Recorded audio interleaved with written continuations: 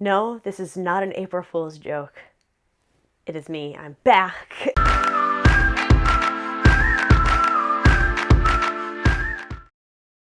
I know that I've been gone for a very long time. I had to go through a few things personally. I had to get back to who I was, be okay mentally and physically and everything else. Things were just getting a little too... So I had to take a break from something, and sadly it had to be my YouTube channel. As you can see, I'm kind of back to where I started. I would do this in my studio, but my studio right now is jam-packed full of stuff. It has a setup right now because I am trying to do some more creative photography during our quarantine. So if you check out my Instagram, you'll actually see a whole bunch of news. Not a whole bunch, but I'm trying to do more creative stuff while I'm stuck here at home, trying to be safe and trying to keep others safe as well. Today I want to show you how I've created some of these new photographs that I've been doing. It all stemmed from this old photo of a fishy and a light bulb that I did many years ago, and that was in a different studio, and I wanted to see if I could almost recreate it and expand on the series of this. And I actually did, and it's been a lot of fun, and I've enjoyed creating, and today I wanted to create another one. So today I wanted to kind of walk you through what I do to kind of create some of these photos. First of all, I kind of create an idea in my brain. What could go with what? So today I'm doing a glass that I have. It has two holes in the side, so I'm going to try and do sprays out to the side. But inside is going to be a horn skull that I have, and I'm gonna merge them two together. The very first thing I do is I work with the glass object that I'm gonna be working with. So I figure out first how to hang it and suspend it. I use fishing line because it's strong enough, but also clear enough where I can Photoshop it out and it's not gonna be that hard to do. Second of all, I fill the orb with water up until the two holes on the sides. I found a can of air and I was using that to kind of spray the water out of the sides there, out of the holes. And what I did was I actually put the timer on my camera, and I made the beep actually loud so I could hear it and I could time it just right. So when it finally went off, I could go with the air and let it go off. You can play around with this with a remote shutter as well. You don't have to do the timer. Sometimes I use the remote shutter, sometimes I don't. And so what I do is I just do it several times, over and over and over and over again, until I kind of go back and I look through the photos. If I can find several different shots that I can use to composite together that will make it work, then I stop. So I've done it for both sides. I actually put plexiglass on each side as well to protect all of my stuff from getting wet. And then I have this fish tank that's actually been very handy lately. I found it for 25 bucks at a pet store, so you don't have to get a very expensive one. And what I did there was I brought my camera down. My camera's been on a tripod the whole entire time too. That way it reduces the shake and I don't have to worry about holding it in the same spot. It's always in the same spot. I took the skull. I try and get out of my own lighting. So I try and stay off to the side and I hold it from the very top where I most likely can Photoshop my hand out. And this time I didn't use the remote shutter and I didn't use a timer. I just was close enough where I could actually hit the button so I could time it just right. I found the remote shutter was on a delay, a slight delay.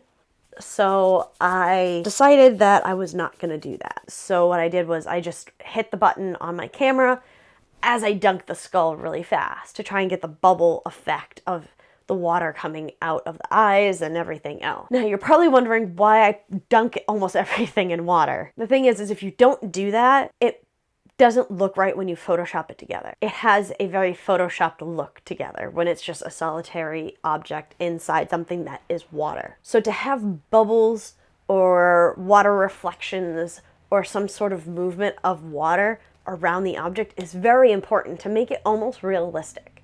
It's a surreal kind of thing, but to make it more cohesive as an image, you do need some sort of water element on the object. For me, I really like the bubbles and the reflections, so that's why I dunk my object in water. And if you're wondering, yes, I did really dunk a lens. It was broken, I had no use for it, so I made it useful.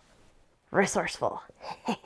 So then once I do that and I get a couple of shots that I think look good together, either one shot that looks great or a couple I can kind of maybe Photoshop together, that's when I stop. So here, I'm going to show you actually how I Photoshop it all together. Here we go. Cut to Photoshop. Ta-da! So what I do first is I actually go through and I make sure I get all of the images, as you can see here at the top, all the images I'm going to use to composite this thing together.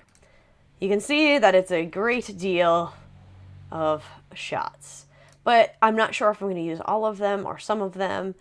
So I'd rather develop more than I need just so I don't have to develop later on. First, I pick the starter image, which I decided I'm going to do this one because I like the drops. And I actually already went ahead and I just cloned out all of the strings out the sides and out the top. I'm actually not even going to bother with the one on the inside quite yet, not until the very end. First, going to Photoshop all of the sprays out of the sides, and then we're going to go from there. So what we're going to do here, so maybe I'll start with this one. I'm going to grab my lasso tool and just do as I call it, the dirty selection. I'm just going to copy and paste into here. This is what you're going to be doing basically the entire time, is just cutting, copying, and pasting. And then I'll move it into position of where I kind of want it.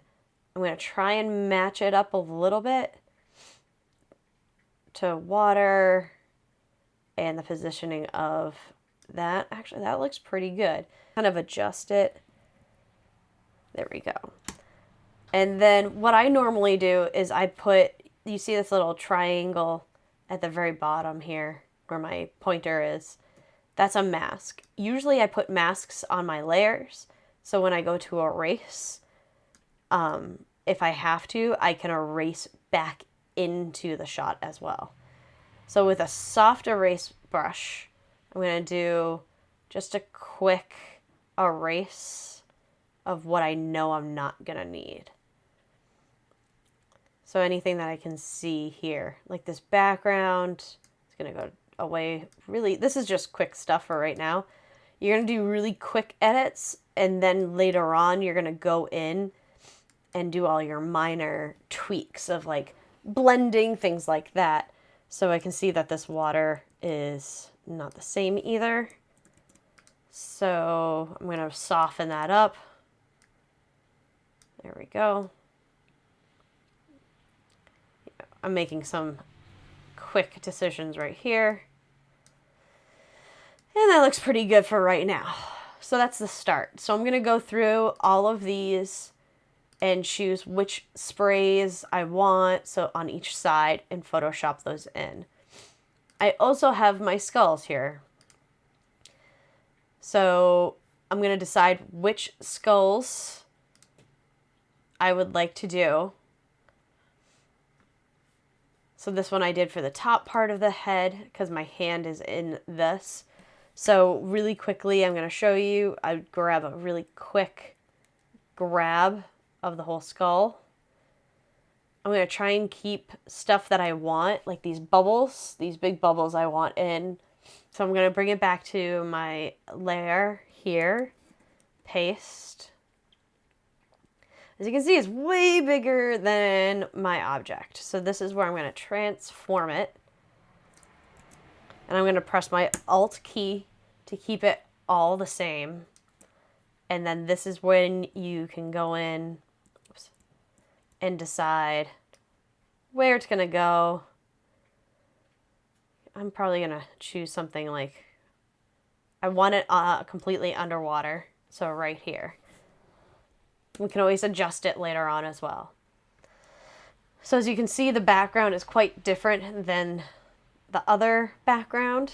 There's a select up at the top, your menu. I would do color range just because there's such a different set of colors. Make sure you're on the right one. Yep. So I'm on this layer. Color range. So I'm going to select this background color. As you can see, it selected a whole bunch of stuff. I kind of just want this background. Too much. So if you press Q, it'll actually show you where it's all selecting. So you can actually go through with your erase tool and actually clean up your mask as well. So I would go through and clean up my mask. I'm going to just do a really quick one here. Go through, pick that, right? And I do want to delete this background. So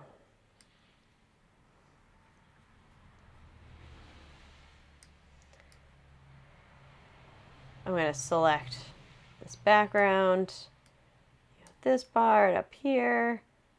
I kind of want to keep the bubbles, so maybe I'd keep the bubbles for right now. Press Q. All right. Shift Command I to switch it. So there we go. So you see it deleted all of that. So this you see is really, really messy. I'm going to do a quick edit here just to show you what I'm going to be doing. And then I'm going to go through and really clean up everything. Clean up down here to make sure you can't see that towel. Maybe I'll even grab it from a previous one that I shot without the towel down and try and like mold it in. I'm going to add some drops down here at the bottom, get rid of the light stand and things like that. So that's the beginning of it, and let me show you the very end of it. This little photographer here forgot to record an outro. So here it is. Here's the final image. I changed the background color to make the skull pop a little bit more. You can do whatever you want. So if you like what you saw, hit that like button, push that subscribe button, comment or questions down below, and I hope to keep continuing making content that you guys like to see. If you guys have any ideas or if you want to see something special, please let me know, and I'll see you in the next video. Bye.